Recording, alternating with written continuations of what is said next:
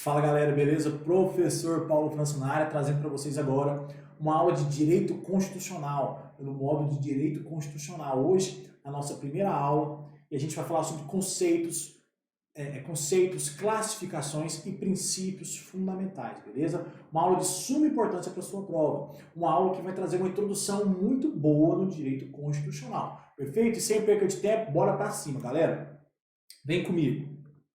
Pessoal, meu Instagram tá aí, tá bom, professor Paulo França? Qualquer dúvida que você tiver referente a essa aula, meu Instagram tá aí, tá bom? Para tirar as suas dúvidas. Qualquer dúvida, me manda uma mensagem lá que a gente vai tirar suas dúvidas referente ao direito constitucional, beleza? Então, bora para cima, pessoal. Primeiro de tudo, a gente tem que saber qual é o conceito de Constituição, o conceito de direito constitucional. Conceito de Constituição. Coisa simples, conceito jurídico de Constituição. Lei maior de um Estado. Apenas isso, galera. É a lei que tem que ser obedecida por todas as outras leis. Por isso, a Constituição é o principal ponto de estudo do direito constitucional. É a lei maior de um Estado. E o que é um Estado? A gente tem que saber o conceito de Estado. Quais são os elementos que compõem um Estado. Já que a Constituição é a lei maior de um Estado, beleza? Então vem comigo, galera. Vem ler comigo aqui o conceito jurídico de Constituição. Por favor, olha, conjunto de normas que regulamentam a forma de Estado, de governo, como exerce a sua organização e, principalmente, consagra direitos e garantias fundamentais, nas quais são o pilar fundamental em todas as suas dimensões. Então, o que é a Constituição? A Constituição traz as diretrizes que aquele Estado vai ter que seguir.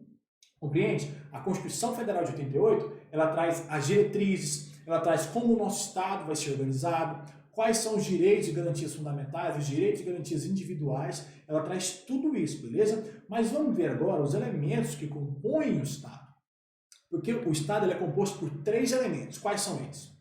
Povo, território e soberania. Perfeito? Vem aqui comigo, galera. Vamos ver cada um deles. Povo. Povo é o elemento humano do Estado. Tranquilo? E o povo é quem exerce a soberania sobre o território.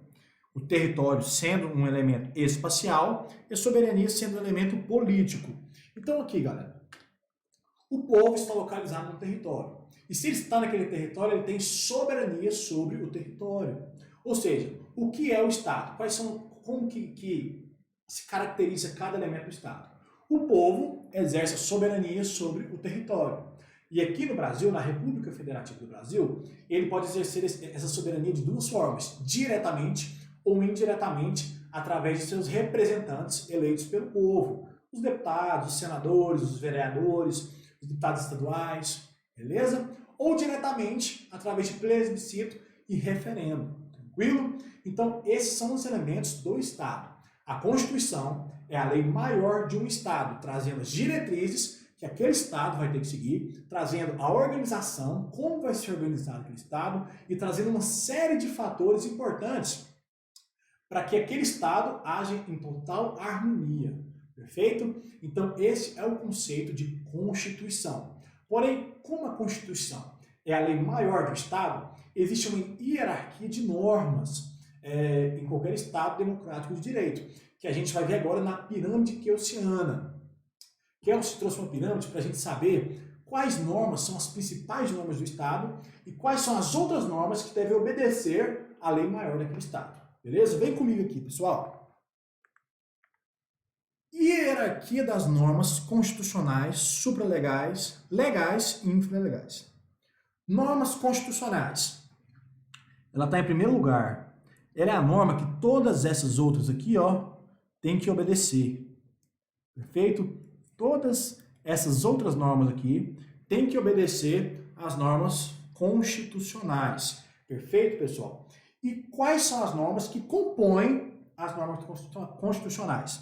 É a própria Constituição, Constituição Federal de 88, as emendas constitucionais e os tratados internacionais que versem sobre direitos humanos e que passem pelo mesmo rito deixa eu só melhorar essa letra aqui, pessoal, e que passem pelo mesmo rito que passa uma emenda constitucional. Beleza, pessoal?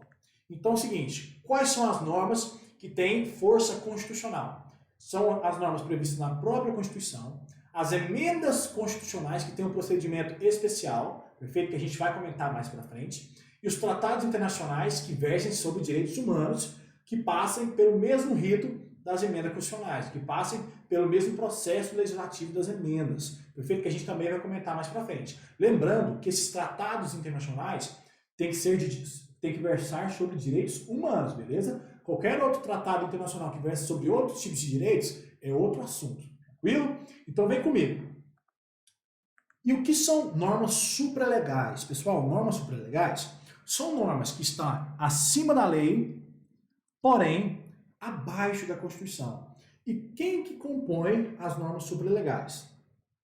São os tratados que versem sobre direitos humanos que passem, deixa eu só arrumar aqui, que passem pelo rito ordinário, ou seja, ele não passa pelo mesmo processo legislativo da emenda constitucional.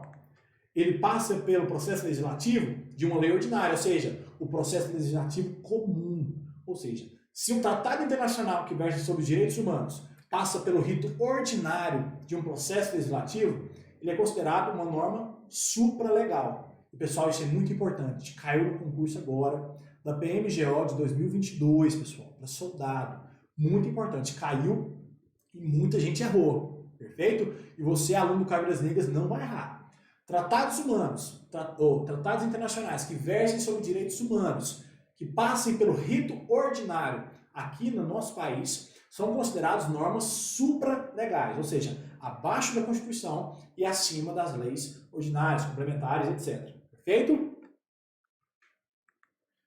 Normas legais, vem em terceiro, são as leis. Professor, que leis são essas?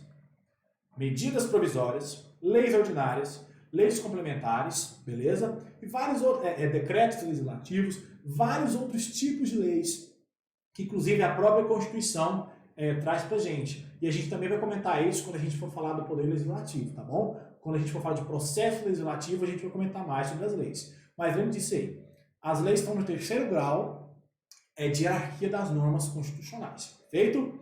E o que são as normas infralegais? São as normas que estão abaixo das leis. São os atos administrativos emanados da administração pública. Ou seja, portaria, uma circular, um ofício, tudo isso é uma norma infralegal, ou seja, ela está abaixo da lei. Ela não tem a mesma hierarquia da lei, perfeito? Então, os atos administrativos da administração pública, ou seja, do Estado, são considerados em quarto grau referente às normas constitucionais, perfeito? Então, galera, de acordo com a pirâmide keyosiana, essa é a hierarquia das normas constitucionais, beleza? Espero que tenha ficado claro para você. Eu trouxe aqui umas observações que foi muito importante destacar. Por exemplo, com o desenvolvimento da doutrina, os tratados internacionais de direitos humanos, quando aprovados pelo quórum de emenda constitucional, que a gente vai comentar quando a gente falar de direitos fundamentais, equivalem à emenda constitucional. Foi o que eu disse aqui para vocês. Tratados humanos que foram aprovados pelo quórum de emenda constitucional, ou seja, 3/5 dos votos em cada casa da sessão legislativa, ou seja, Câmara dos Deputados e Senado, em 2 turnos em cada, equivale à emenda constitucional. Beleza? É um quórum especial trazido pela Constituição para a gente emendar a Constituição ou equivaler os tratados internacionais de direitos humanos a emendas constitucionais. Perfeito? E quando for o rito ordinário? E quando o Tratado Internacional de Direitos Humanos passar pelo rito ordinário, ele vai ter caráter supralegal. Perfeito, galera? E como eu já disse para vocês, cai na prova da PMGO e possivelmente pode cair na nossa prova da Polícia Penal. Beleza? Questão, galera, só vai se repetindo uma atrás da outra. Perfeito? Por isso é muito importante a gente também estudar em cima de questões. Tá bom? Então, tratados internacionais que versam direitos humanos, que passem pelo rito ordinário, pelo Código Ordinário, norma supralegal, passaram pelo Código de Emenda Constitucional, equivalem à emenda constitucional. Perfeito? Valeu, pessoal. Vamos, continuando. Pessoal, classificação das normas constitucionais. As normas constitucionais, pessoal, elas têm uma eficácia em cima da sociedade. Porém, existem alguns tipos de eficácia acerca das normas constitucionais. Existem as normas de eficácia plena, contida e limitada, principalmente quando nós falamos de direitos fundamentais, que a gente vai ver, inclusive, algumas aulas para frente. Eficácia plena. As normas de eficácia plena trazidas pela Constituição Federal de 88, elas têm uma aplicação imediata, uma aplicação direta. Inclusive, esses direitos que são de eficácia plena não podem ser reduzidos, como, por exemplo, a vedação da tortura. A vedação da tortura, pessoal, é um direito absoluto. Ninguém pode sofrer a tortura, perfeito? E nenhuma lei pode limitar o direito da pessoa ser fadada a sofrer a tortura, compreende? Ou seja, a tortura é uma norma de eficácia plena, porque ela é imediatamente aplicada só pelo que a gente vê que está escrito na Constituição, ela é aplicada diretamente e nenhuma lei pode reduzir o direito de não sofrer a tortura, perfeito? Então, a eficácia plena é justamente isso. Imediatamente, diretamente, e nenhum tipo de lei pode reduzir aquele direito previsto na Constituição, beleza? Essa norma de eficácia plena prevista na Constituição, beleza? Então vem comigo aqui. Eficácia plena são aquelas normas de eficácia plena. São aquelas normas que, desde a entrada em vigor da CF, produzem ou têm possibilidade de produzir todos os efeitos independentes de norma integrativa infraconstitucional. O que é uma norma infraconstitucional? É uma norma que está fora da Constituição. Qualquer lei ou um tratado internacional de direitos humanos que tem força supralegal, beleza? E ela tem aplicabilidade direta, imediata e integral, beleza? Todo mundo tem o direito, por exemplo, que eu falei para vocês, de não sofrer a tortura, beleza? Por isso, a tortura é um direito absoluto de eficácia plena. Ele é aplicado integralmente a todos a partir do que já está escrito na Constituição. Feito? E eficácia contida. O que é uma norma de eficácia contida? As normas de eficácia contida, ela também tem uma aplicação imediata e direta. Porém, a lei pode reduzir os direitos às normas de eficácia contida? Pode, galera. Por exemplo, o artigo 5º da Constituição, ele vem falar que todos nós temos o direito de propriedade. Porém, ele coloca uma vírgula. Salvo os casos, as exceções previstas em lei. E o que isso significa? Que a lei pode sim conter esse direito, ela pode limitar esse direito, mesmo aquele direito tenha uma aplicação imediata do que já está escrito na Constituição, perfeito? Então, aplica norma de eficácia contida.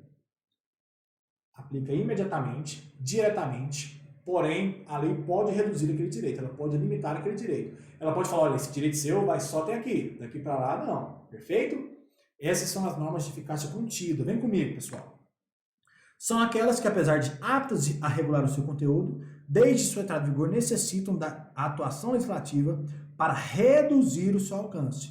Aplicabilidade direta, imediata e não integral, perfeito? Ou seja, ela não é aplicada integralmente, porque ela pode ser limitada. A lei pode reduzir aquele direito previsto na Constituição.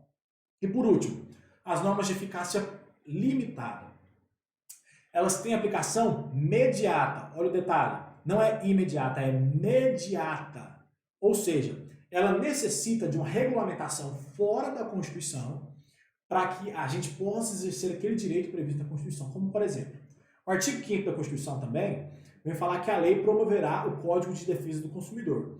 Então, para eu poder exercer aquele direito como de consumidor, o que a lei tem que fazer? Ela tem que produzir aquele código, ou seja, a lei fala, a Constituição fala, olha, a lei tem que fazer tal coisa. Por mais que ela traga aquele direito, a lei tem que complementar a Constituição para que a gente exerça aquele direito. Compreende? Ou seja, ela tem aplicabilidade mediata, indireta e não integral. Por quê? Porque a lei também pode reduzir aquele direito previsto na Constituição, beleza? Além de regulamentar aquele direito, a lei pode reduzir aquele direito previsto na Constituição. Vem comigo. Normas de eficácia limitada.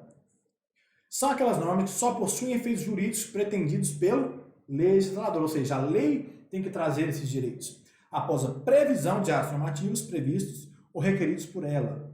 Aplicabilidade indireta, mediata e reduzida. Perfeito? Ou seja, a lei ela pode reduzir aquele direito e a aplicabilidade dela é imediata e indireta, porque a lei também tem que regulamentar como você vai exercer aquele direito previsto na Constituição. Beleza, galera? E a gente agora vai ver também umas classificações referentes às constituições, beleza? As classificações, eu vou falar cada classificação se aplica à nossa Constituição, foi feita a Constituição Federal de 88, mas é importante a gente sempre ver as outras classificações que não se aplicam à nossa, tá bom? Então, bora, galera, para cima. Classificações das Constituições. Quanto à origem, como que elas surgiram? Elas podem ser outorgadas ou promulgadas. No caso, essa aqui é a que é adotada pela CF de 88, tá bom? Professor, qual a diferença entre outorgado e promulgado? Outorgado é aquela Constituição que foi imposta pelo Estado. É aquela Constituição que foi colocada de forma imperativa, entendeu?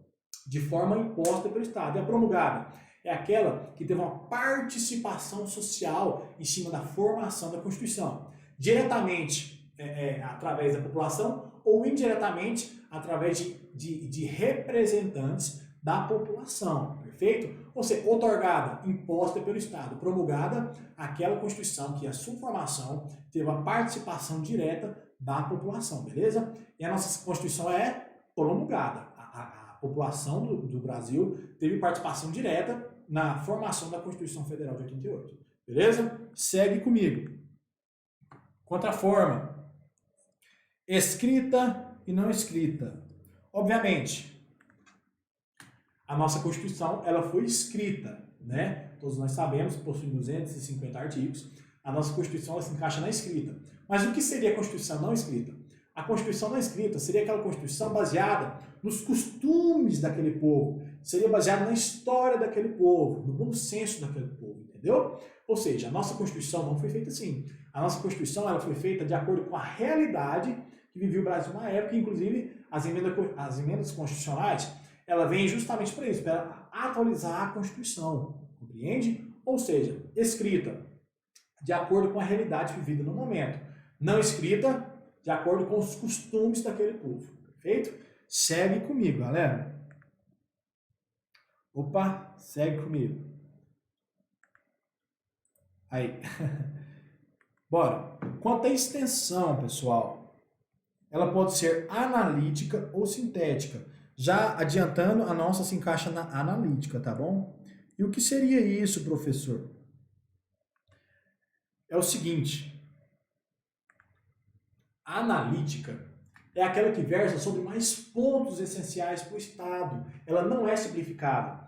E a nossa não é simplificada. Ela versa sobre os direitos fundamentais, aí daqui a pouco ela fala sobre o processo legislativo, aí daqui a pouco ela fala sobre crimes de responsabilidade do presidente da República, aí ela fala de competência privativa, exclusiva, compreende? Agora, a sintética não. A sintética, ela fala só dos princípios fundamentais ali, fala, olha, a base da nossa Constituição é essa e só. Ela não traz muitos detalhes, compreende? E a nossa se encaixa justamente na analítica. Perfeito? Comigo. Quanto ao conteúdo, pessoal. Conteúdo pode ser material ou formal. Ou seja, pessoal, a material, o que você leva em conta na Constituição material, quanto ao conteúdo? Você leva em conta ao que está escrito na Constituição. Mas o que nós no Brasil levamos em conta é a parte formal, ou seja, o processo legislativo que teve em cima daquela Constituição para que aquela norma fosse constitucional. Vem ler comigo aqui, galera, o conceito de Constituição Material e Formal para a gente esclarecer bem e fixar bem o que é. a material é aquela Constituição formada apenas por assuntos de cunho constitucional, organização do Estado, direitos e garantias fundamentais. Leva-se em conta o seu conteúdo. Nós já tivemos a Constituição assim, é de 1824. Então, o que é a Constituição material, pessoal? É aquelas que só tem assunto de cunho constitucional, de cunho geral, entendeu? E o que é a Constituição formal? Que é adotada pela CF, ou seja, pela nossa Constituição de 88. É aquela Constituição formada por um processo rígido, independente do seu conteúdo, ou seja, leva-se em conta o processo de elaboração. Então, Constituição material, leva-se em conta o conteúdo do que está escrito na Constituição. Constituição formal, leva-se em conta o processo legislativo para a formação daquela Constituição, independente do que vai estar previsto lá. Se ela for aprovada, por exemplo, se aquela proposta for aprovada pelo processo formal competente, pelo quórum necessário, independente do que estiver escrito, vai ser considerado uma norma constitucional. E é exatamente essa que nós adotamos, a Constituição formal. Perfeito? Segue comigo, pessoal. Quanto ao modo de elaboração, elas podem ser dogmáticas ou históricas. E o que significa isso, galera? As dogmáticas, elas são escritas de acordo com o que se vive contemporaneamente. Ou seja, ela é adaptada aos dias atuais. A histórica não. A Constituição histórica é aquela que é baseada na história. Ela é feita de acordo com as vidas passadas, compreende? De acordo com o que já aconteceu na história. E nós adotamos qual? Nós adotamos a dogmáticas, isso aí. CF de 88, a Constituição dogmática. Ou também sistemática, tá bom? Cuidado que pode vir isso aqui na sua prova. Perfeito? Galera, e a gente vai falar agora sobre a mutabilidade da Constituição. O que é mutabilidade? Como eu faço para mudar na Constituição? Olha, a nossa Constituição é de 88, ou seja, ela já tem 34 anos. Às vezes existem coisas de hoje em dia que são diferentes do que era no passado. E o que isso significa, pessoal? Que ela tem que ser atualizada. E existem constituições que são imutáveis, existem constituições que têm um processo rígido de mutabilidade, existe constituição que tem um processo mais fácil, mais rápido de mutabilidade. E a gente vai ver onde a nossa Constituição se classifica acerca da mutabilidade. Perfeito? Vem comigo. Olha aqui, galera. Existem 4 nomes quando a gente fala de mutabilidade. Existe alterabilidade, ou seja, alterar, mutabilidade, de mudar, estabilidade e consistência. Existe a Constituição imutável, ou seja, aquela que não muda. Ela não admite a modificação de seu texto. Compreende, pessoal? Ela não admite a modificação do seu texto. Ela é aquilo ali e acabou. Aceite assim e é isso. E a Constituição rígida, que eu já vou falar aqui para vocês, é adotada pela CF de 88, a nossa Constituição é uma Constituição rígida. É aquela que exige um processo legislativo mais árduo, mais solene, mais dificultoso para a modificação do seu texto, diferentemente do processo legislativo ordinário. Galera, a nossa Constituição, para ela ser emendada constitucionalmente, ela tem que passar por 2 turnos na Câmara e no Senado, tem que ter aprovação de 3/5 dos seus representantes, das pessoas que compõem a Câmara e o Senado, compreende? Ou seja, é a nossa Constituição rígida, é uma Constituição que para mudar ela tem um processo árduo, um processo dificultoso, compreende? Alguns doutrinadores dizem que a nossa Constituição é super rígida, beleza? Mas para fins de prova, a nossa Constituição é rígida. Tranquilo? E para desencargo, tem a Constituição flexível, é aquela Constituição que permite a alteração do seu texto do mesmo jeito que você altera leis infraconstitucionais. Ou seja, leis que estão abaixo da Constituição, leis que são criadas pelo processo ordinário, beleza? E tem a Constituição semi-rígida, é aquela onde parte do seu texto e alteração se dá por meio de um processo difícil e outra parte se dá por um processo mais simplitório, ou seja, Tais normas constitucionais são feitas, são multadas, a gente muda elas de uma forma mais difícil, porém existem algumas normas constitucionais previstas naquela Constituição que tem uma forma mais flexível de ser multada, beleza? Mas lembre-se, Constituição Federal é uma Constituição rígida, beleza, pessoal? Constituição rígida. Vem comigo, gente.